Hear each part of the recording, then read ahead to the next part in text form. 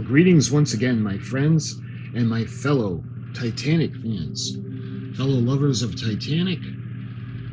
Those of you that follow my channel know we're doing the AGORA models build the 1/200 scale RMS Titanic. And today we got that beautiful box, the latest shipment from AGORA models. And I can't wait to see what's in it. So why don't we take it over to the desk and I'll show you guys everything that's in this shipment. All right, let's see what's in this awesome box.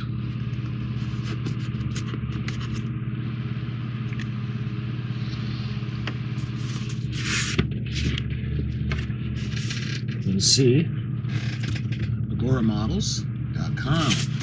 All right, let's get all the stuff out first. Oh, and it looks like we've got, look at guys, we've got one of the gifts that came. And this is the hatchet,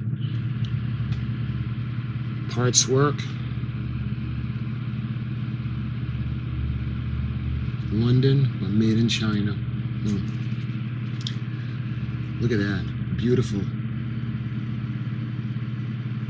All right, we'll go through that in a minute. Let's see what else we got in here. It looks like again we have 6 issues, and this one is 27. If you guys can see right there, 27, 28.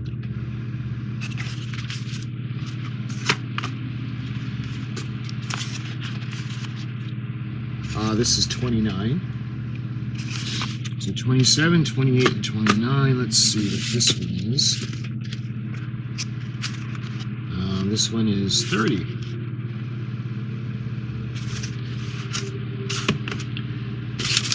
And it should be 31.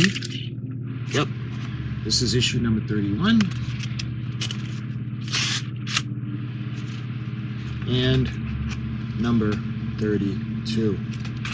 All right, so let's make sure we put these in order. And what I'll do is I'll put these to the side. It doesn't feel very heavy, so it doesnn't seem like we got any of the hull in this shipment. All right, so we've got 27, 28,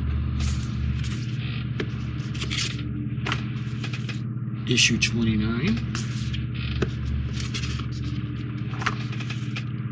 issue 30, issue 31, and finally we've got issue 32. So we're going to go through the magazines and we'll put the watch to the side and show you guys what's the bottom of the box. The home of big scale modeling, agoramodels.com. Alright. And again, I love this watch. So this is the so far, let me show you guys actually the gifts that we've gotten so far. We got the watch as of today. In the last shipment, we actually got the tools. You can see the screwdriver heads, and we got the screwdriver, and looks like the alum.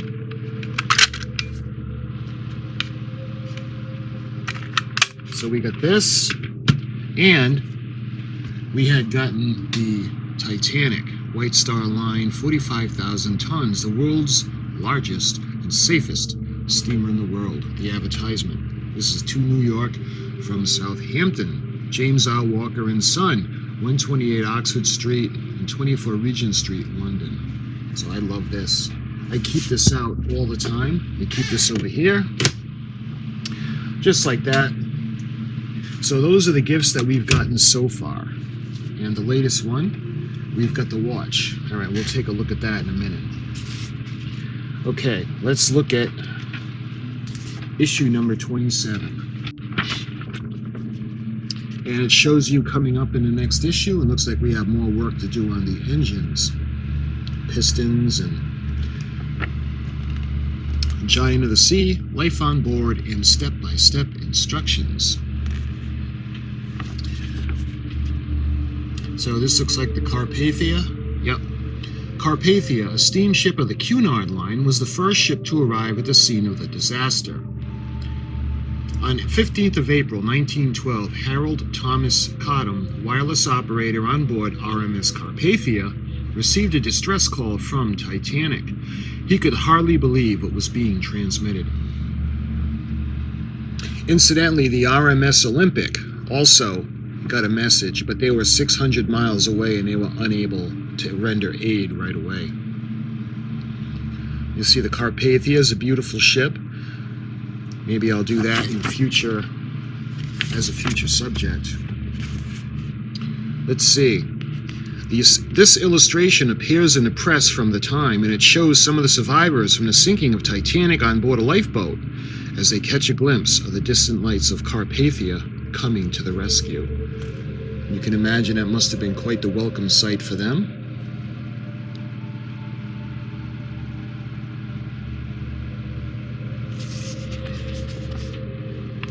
Looking over at the next page, it's Pomeranian dogs, such as this one, were a breed very much in vogue at the turn of the 20th century. And you can see them on Titanic, because there was dogs on Titanic. Four-legged friends. Many first-class passengers on Titanic had taken their dogs with them, unwilling to be parted from their faithful friends. Of course not.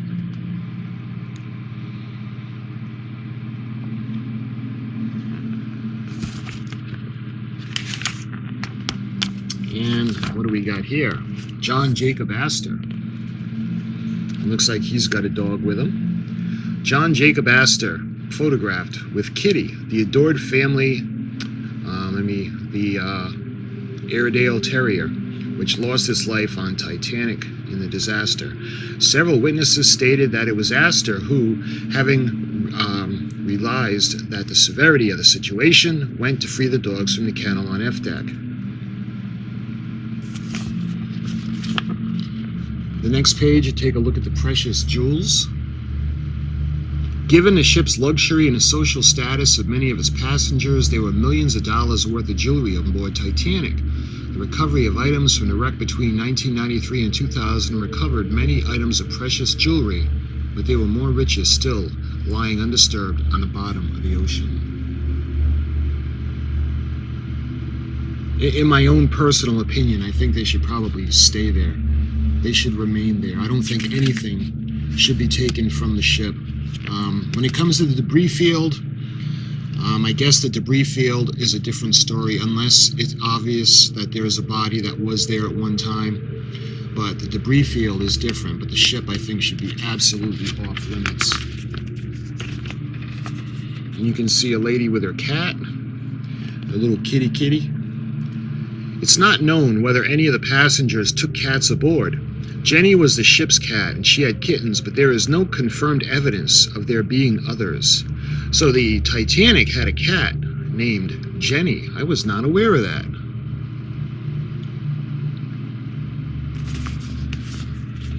And going on the other side, you can see the advertisement for the Venolia Auto toilet soap. Be great to have one of these from the original time period. In 1912, the Venolia Company Limited was the leading British manufacturer of a vast range of toiletry products, including soaps, creams, and powders.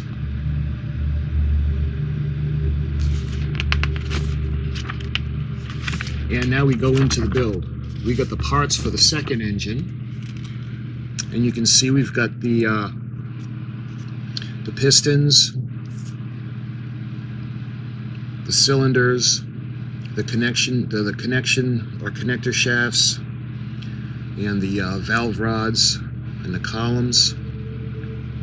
So we're going to do exactly with this. I think it was going back to the first shipment we had done. We're going to put all these pieces together so that they rotate.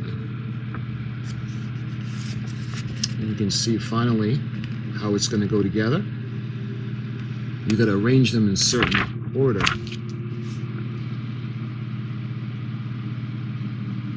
And then I think, I don't remember if we have, let's see, for the next stage we'll do the other half. I wasn't sure if we already had done this half yet, but nope. So we'll do it next time in the next shipment. So let's go over to shipment number 28.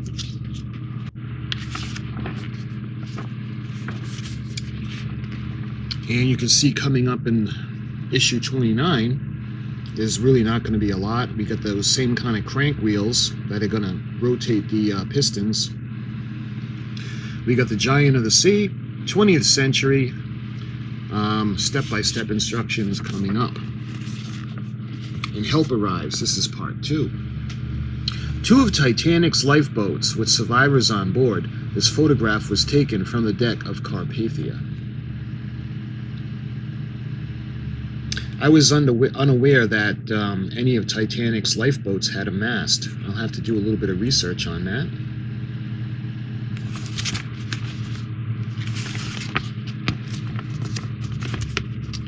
And you can see all these people. This is including news reporters gathered at the port of New York, to await the arrival of the Carpathia with the Titanic survivors. And you can see this picture on the bottom. Survivors were given blankets and dry clothes as they arrived on board Carpathia.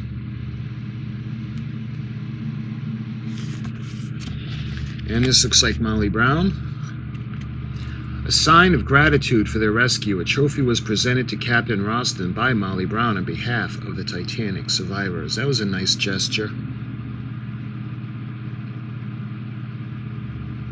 I'll tell you, they did a great job casting her for the movie, for James Cameron's Titanic. They did, actually. All the characters look incredible. Very close. From John Smith to Ismay, they all looked really close, and they did a great job with Molly Brown. And I forget the lady who played her, but they did a great job casting all the characters.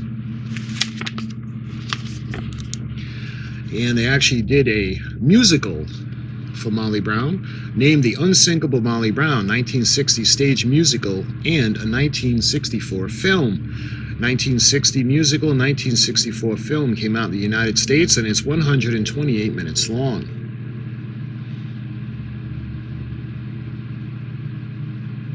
And the American socialite and philanthropist, Titanic survivor, the unsinkable Molly Brown, lives on through stage and screen. And you can see, I looked fast, guys. I thought that was a younger version of Phil Leotardo from The Sopranos, but obviously that's not, or not the same actor. The musical, The Unsinkable Molly Brown, related in romanticized form the story of Molly Brown, who survived the sinking of Titanic. The show starred Tammy Grimes as Molly, and it was a huge hit and ran on Broadway from 1960 to 1962. And this goes to show you the poster. Get out of the way or get in, and the heart. Get out of the way or get hit in the heart. Here comes the unsinkable Molly Brown. I don't know, it might seem to be a little over-dramatized. The poster for the film of the Broadway show by the same name, and the film, like the stage show, was a huge success. It won Oscar nominations in 1965, but didn't win any. Debbie Reynolds starred as Molly Brown. I think that's Debbie Reynolds.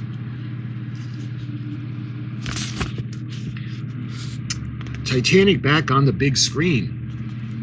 And I guess this was SOS Titanic. Year of release was 1979. And that was for TV. And it came out in the cinema in 1980. I don't think I've seen this one. Cast is Cloris Leachman. She was a big star at the time. David Jansen, Helen Mirren, Ian Holm, David Warner, Harry Andrews, and Beverly Ross. Directed by William Hale.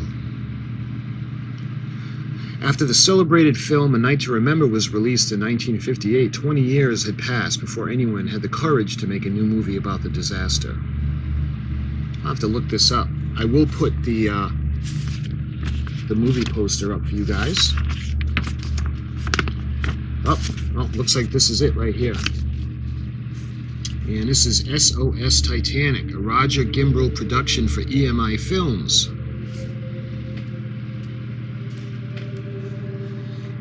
It's such a sad sight. No matter how many times you see it, my heart just sinks with her.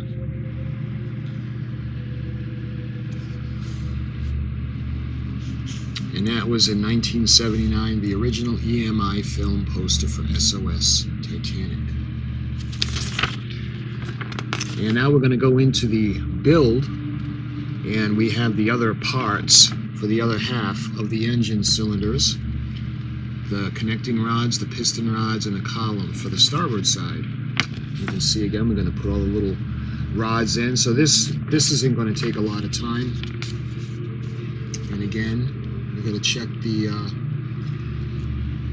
order, because it's important for them to be in the proper order. And screw them together, and then we wait to put the halves together from the last issue. All right, on to 29.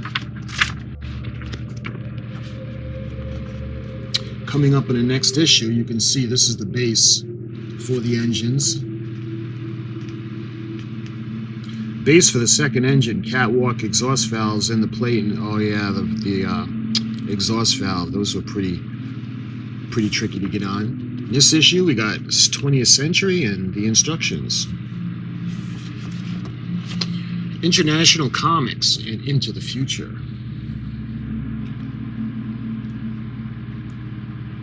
Is it me, guys, or does it seem in poor taste to make a comic book about the Titanic and a tragedy? Original cartoon from the 1950s by the French cartoonist Maurice Damois.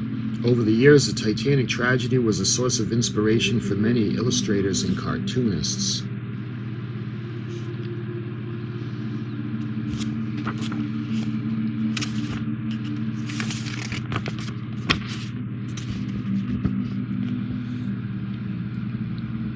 Above and right, pages taken from a comic Titanic by Attilio Micheluzzi. Yeah, the story was initially released in installments in 1988 in a magazine Comic Art and later in a volume for NPE editions. Again, I don't know if I find that in poor taste to make a comic book about Titanic. I mean, unless it's going to be a soap with the characters while the ship is afloat, but I don't know about the disaster. I don't know if I would have done that.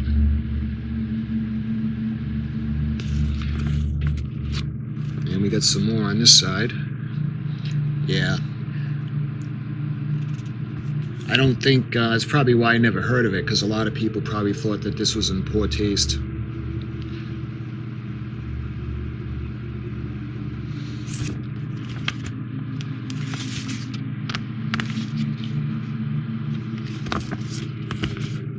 I was gonna say, this looks like the Doctor.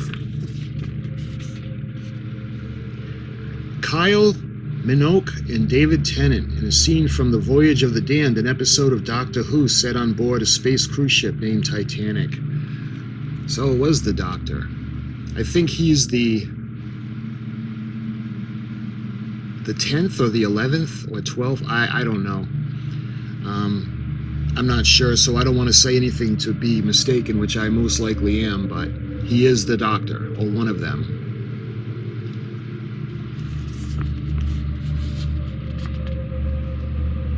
Crankshaft for the second engine.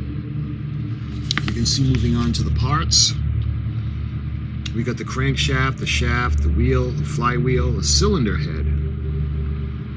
So these are actually what's going to go.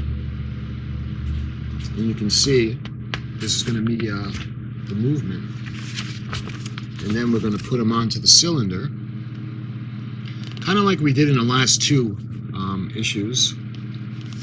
And then this issue, we're going to actually put them together. And we're going to put those pieces on top. It's going to kind of hold it together.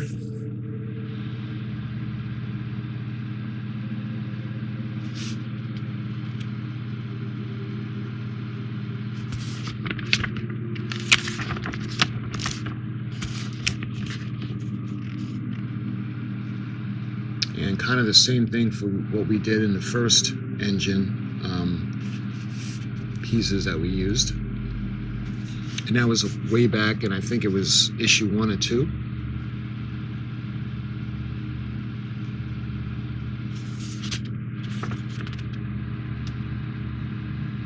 And lastly, you can see where it's going to go.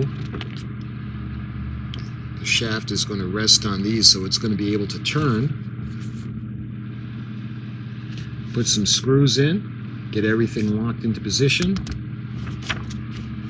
And lastly, we got the flywheel that's going to go on. And what this is going to do is it's going to allow the whole thing to rotate, just like the other one. And there's the finished engine.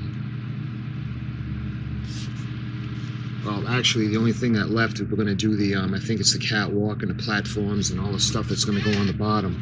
So let's move on to issue number 30. And in the upcoming issue, you can see we got the steam pipes. Boy, there really hasn't been a lot in these issues. You figure they could have put a lot of these probably all into 2 or 3 issues instead of 6. Then we got the Edwardian era, the 20th century, and a step-by-step instructions. This is a view of Vienna around 1900 following the redesign of the city that was based on a town plan ordered by the Emperor Franz Joseph himself. This picture was painted by Wilhelm Gauss in 1900. The Emperor is shown chatting to several ladies during the elegant ball at the Viennese court. It is a prized example of Jugendstil, an artistic movement in the decorative arts. The house was designed by architect Otto Wagner in 1899. And this is the Succession Building in Vienna. It was built between 1897 and 1898 by Joseph Maria Abrich, who was an exponent of succession, the pupil of Otto Wagner. That's a building. I thought it was a tomb. It was some kind of memorial. All right. Okay. And this is a memorial to the Titanic's crew. This is nice.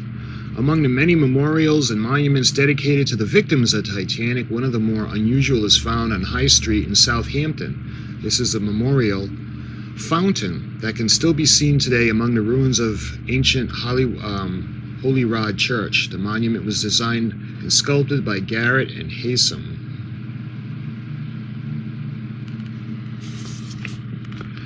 And Titanic sinks at the box office. Looks like we got another movie.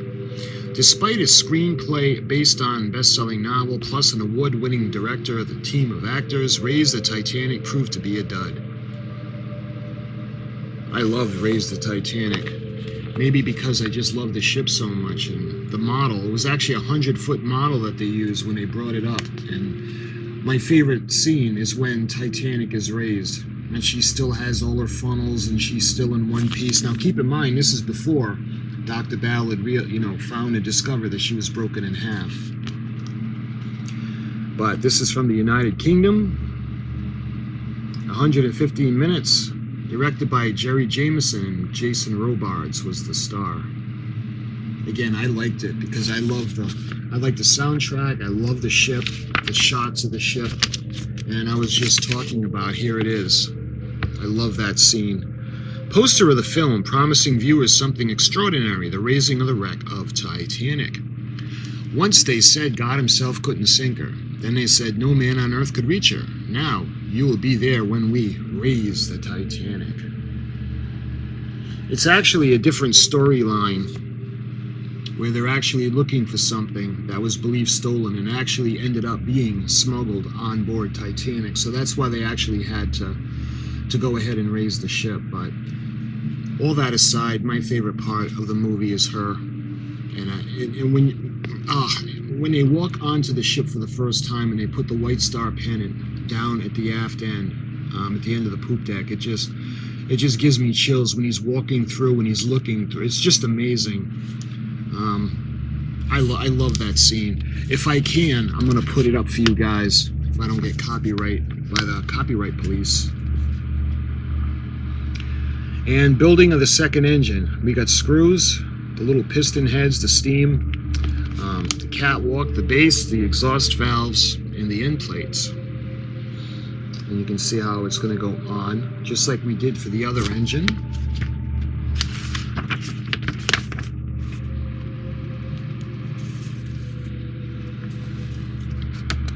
And this is going to go just like that. Little steam valve, pressure valve releases on top. And again, this is why it's important to get them right in order.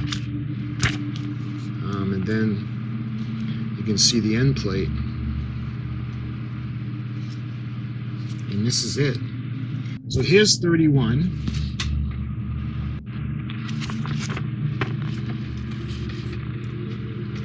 And you can see what's coming up in the next issue. And again, there's really not a lot there. Further engine details and 2 pumps for the thrust block. We've got the Giants of the Sea and step-by-step instructions.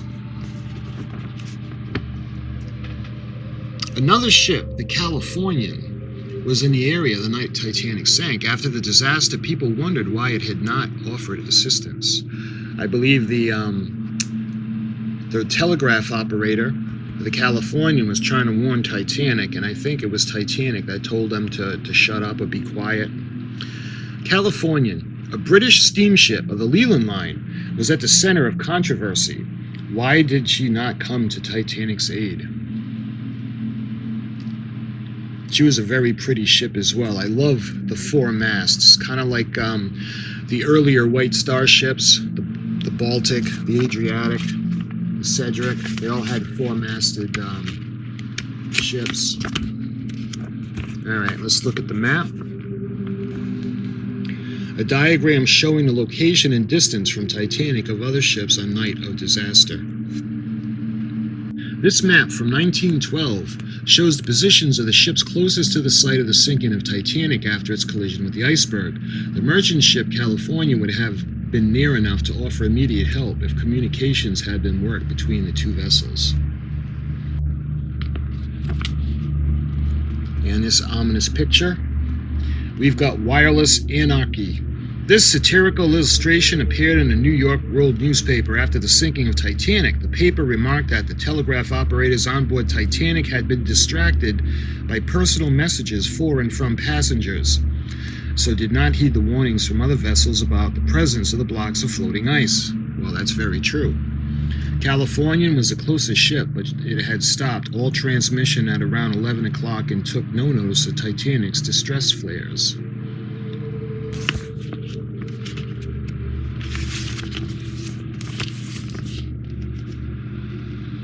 The cartoon appeared after the sinking of Titanic and illustrates the bitter reproach aimed at the White Star Line. It accuses the company of paying greater attention to luxury than to the safety of the passengers and crew. Well, they did have the telegraph operators doing a lot of personal messages.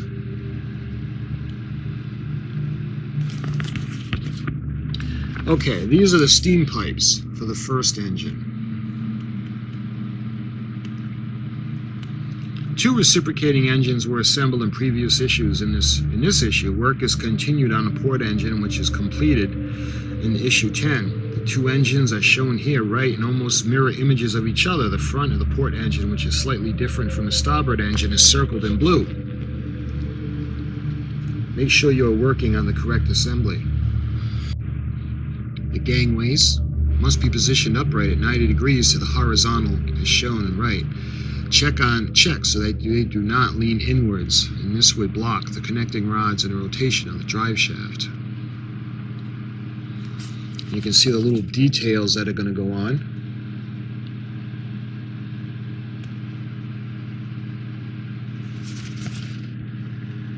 And for the other engine, it's going to look pretty cool when it's done.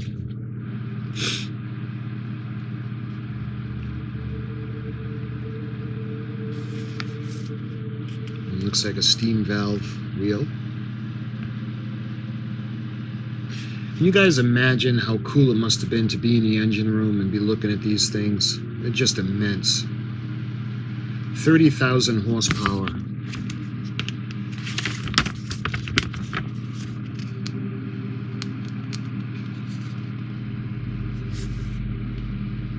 Of course, the 30,000 horsepower are the reciprocating engines plus the turbines. And I don't think we're going to see the turbines in this build. We may, but I think it's just the reciprocating engines. And you can see the finishing off with the steam pipes.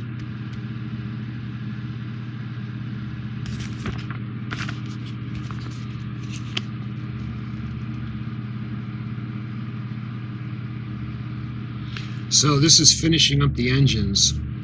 The engine shows the port engine with the steam pipes and the other details fitted. You see, that's going to look pretty cool. And finally, we have issue number 32.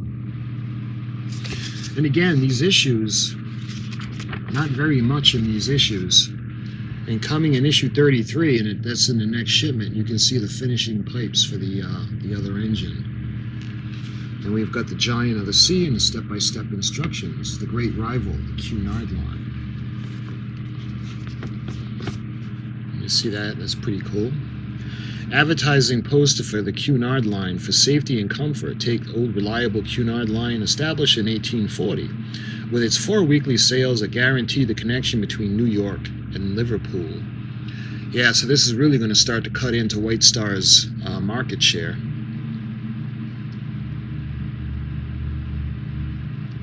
And it would be actually when Cunard launched the Mauretania and the Lusitania that White Star's fleet needed to be updated, because again they had the Baltic, the Adriatic, the Cedric, and the Celtic among others. That was their big four.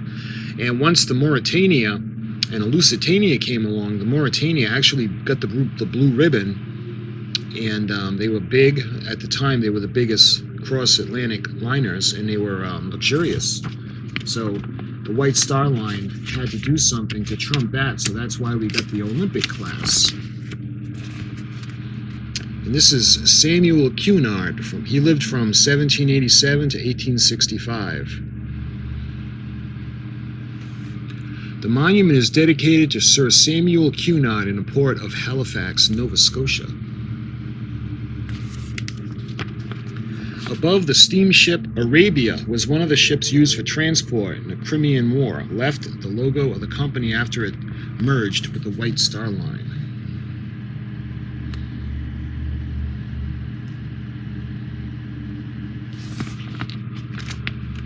As if you guys are wondering what happened to the White Star Line, it actually merged with Cunard. Okay, and we're going to do the same thing for this one. We're moving on to all the details. Let's see, we got the valve for the large pump, the base of the lubricating pump. We've got the gauge for the large pump, the tube for lubrication pump. We got the engine, let's see, the vapor separators, the pipe for the engines, controls, the auxiliary engine part C, the valve pipes, the reverse engine, the gangway. So that's a lot of little tiny parts. You can see how we're going to start to put them together, and of course we're going to super glue everything just to be safe. That's what we've been doing so far. And you can see how that's going to look pretty cool.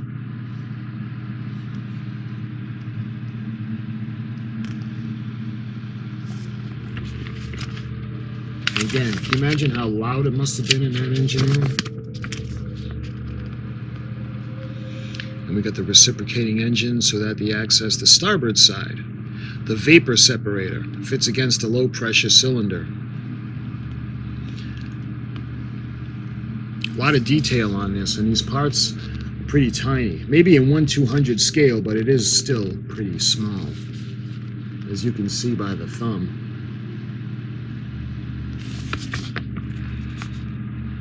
And we're doing the same thing. I love the little ladder to get to the gangway.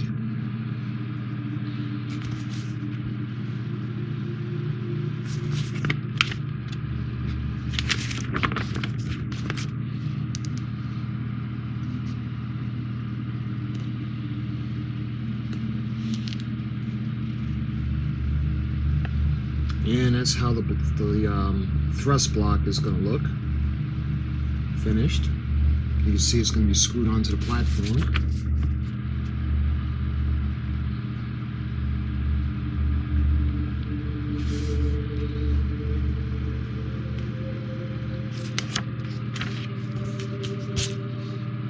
And I must admit, before I started doing this build, I had no idea what a thrust block was.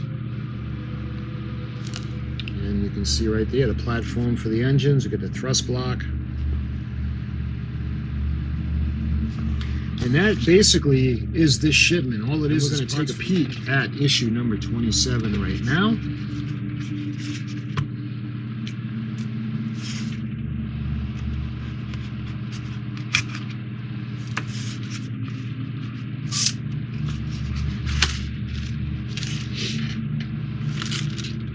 And you can see we got the cylinder heads.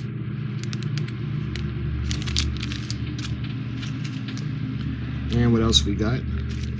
You can see the connector arms, where the other arms are going to be connected to, and you can see actually these are the connector arms. And these parts are actually going to be able to move. And let's see, what do we got? We got BM screws.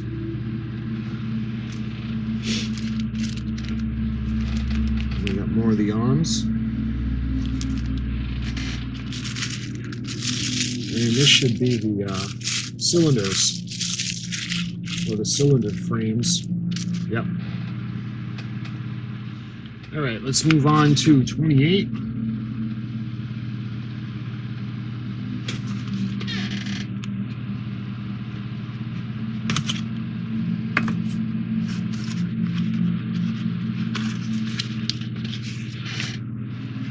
And got more of the rods.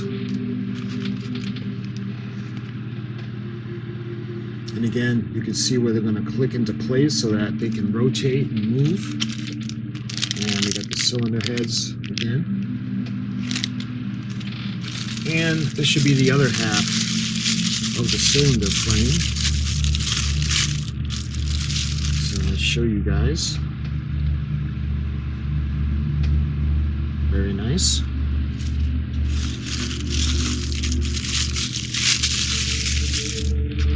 And lastly, we've got BM screws. Let's take a look at 29.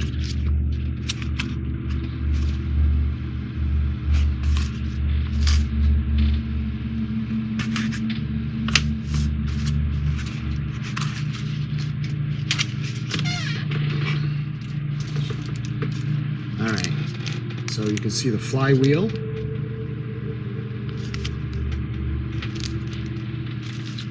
And we got more screws. These look like, these are actually CM screws.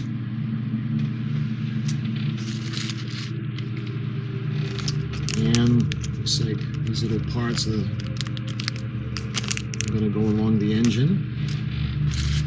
And these are little discs that are going to go on top of the cylinder heads. And let's see what's in here.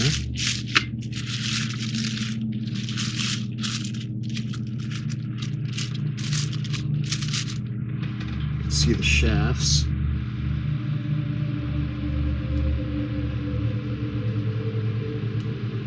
The crankshaft, or the cam. In a car, it'd be the camshaft, but I forget what it's actually called on the ship. And then you can see another piece that's going to go along. Number 30.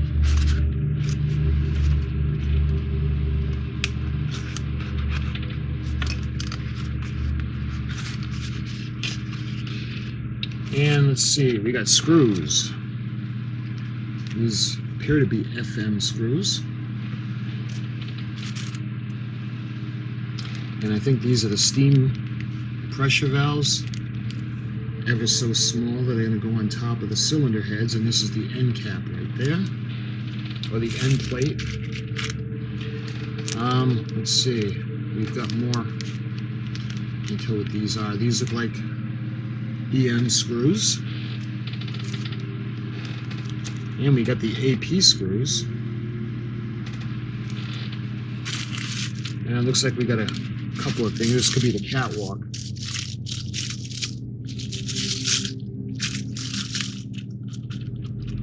Yeah. So the engine is, the block is going to sit on this, the catwalk. You can see the ladders. It's pretty cool. And lastly,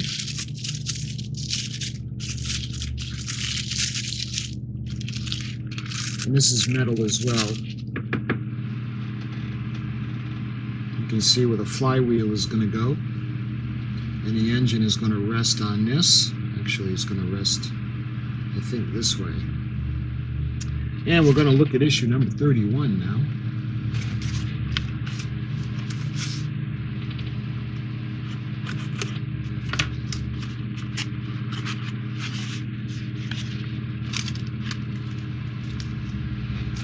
And you can see the steam pipes. Pretty cool looking.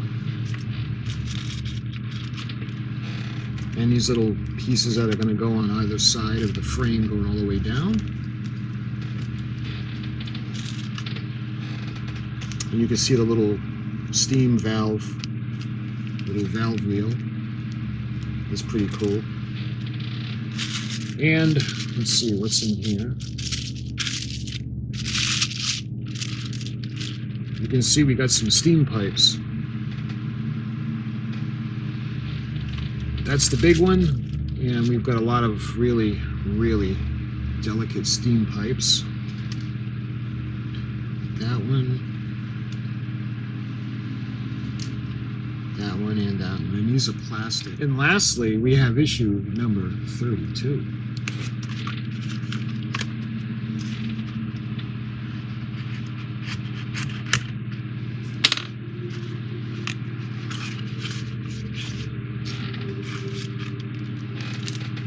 And we got those tiny, tiny little pipes. And again, these got to be glued in place to each other. I don't know why they didn't just make it one piece. It would have been a lot easier. We've got more little steam pipes and valves, and looks like a little clamp right there. And we got more. And looks like we have some EP screws.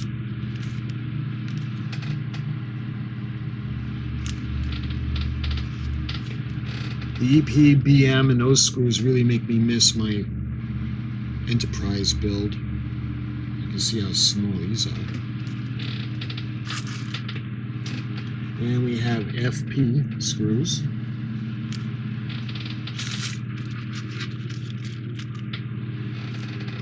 And you can see how really tiny, looks like little gauges in that little piece. And lastly, you can see these really, really tiny little detail pieces. And that's everything in the box. Let's check out what this is. Yeah, these are really, really delicate.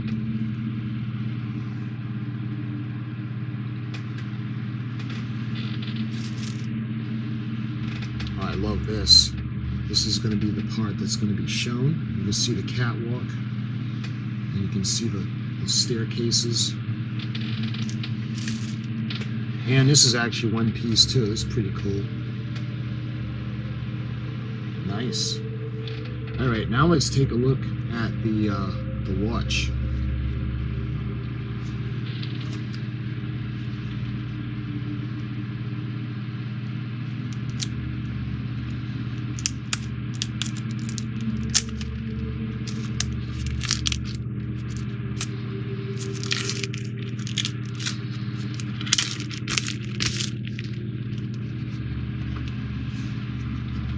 See how beautiful that is. All right.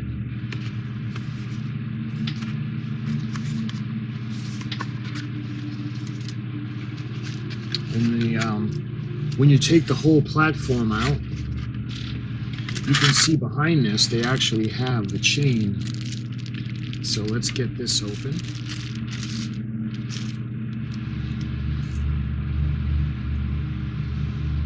You can see one area.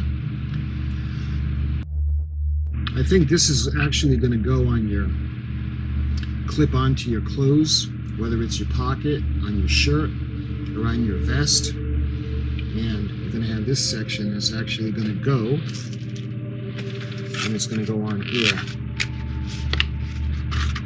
Oh, look at that. Love it. See, when you pull it up, it stops working. And when you push it down, so this actually probably runs on a battery. I can't really see.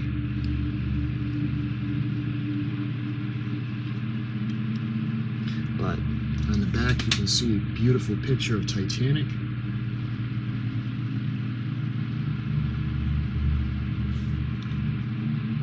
And you can see it says Titanic. So let's get it to run.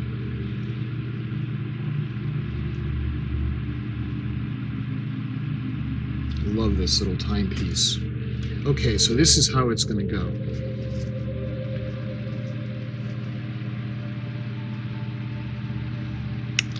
You hook it up just like this. So this will go in your vest pocket. It'll clip in. What you do is you'll put this piece inside of the pocket. And that way there, when you're wearing your suit, you can pull this out of the pocket of your vest pocket and you can actually look at the time just like they did on Titanic. And when you want to stop using it, you just pull it up and then it disengages. Again, there's no clicking mechanism. This isn't a wind-up watch. This is a battery-operated watch. But I think this is pretty cool. It's a nice little added goodie. And let's see, they have a little more information on this watch. We got right here.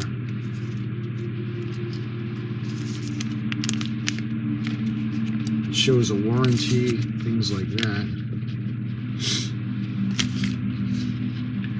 Yeah. If the clock starts to run slow, the batteries may be dead. Replaced by a qualified watchmaker is recommended. Remove the plastic catch to start the watch. Remove the crown and turn it to adjust the time. Press the crown back to its normal position. Used batteries may be disposed of correctly and not including general household waste. Okay, that's about the batteries.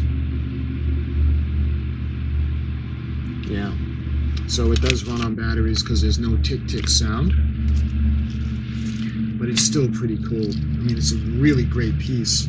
The next time I wear my suit, I'm absolutely going to wear this,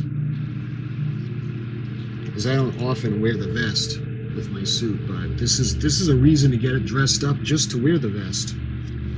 You see an absolutely beautiful picture of Titanic. Love it. Okay, so that's everything that was in this shipment. We got issues number 27, 28, 29, 30, 31, and 32. And basically, this whole shipment was just about the engines. And not even finishing them, because we still have another shipment coming that's going to have in the next issue, 33, you can see by the end of the instructions or in the magazine, we're going to get more for the engines. But we got this really awesome gift, the Titanic stopwatch, or the pocket watch. Love it. It's really cool. And we've got all the issues. And my friends, this is going to conclude this video. What I like to do is I show you the shipment. I show you absolutely everything that's included in the shipment. And then the next video, all we're going to do is we're going to build. We're going to put it together. So that's the reason I make this video, is if you're curious on what's involved or included in the shipments, you can come and watch this video. And then the next video, I'm going to show you how to put it all together. So my friends, until the next video, thank you so much for watching, and I'll talk to you soon.